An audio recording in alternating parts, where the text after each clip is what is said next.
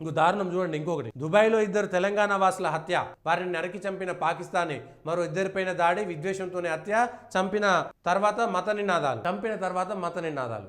ఆఖరికి దుబాయ్లో పోయి బతికేటోళ్ళను కూడా మనోళ్ళు స్వేచ్ఛగా ఉండనిస్తలేరు. దుబాయ్లకు పోయి బతికేటోళ్ళను కూడా స్వేచ్ఛగా ఉండనిస్తలేడు. అక్కడ పోయినాక కూడా పాకిస్తాన్కి సంబంధించినటువంటి వాళ్ళు అక్కడ పోయినా కూడా హత్యలు చేస్తున్నారు. పాకిస్తాన్ వాళ్ళు అక్కడ పోయినా కూడా హత్యలు చేస్తున్నారు. ఏమిటిది? ఏం జరుగుతున్నది?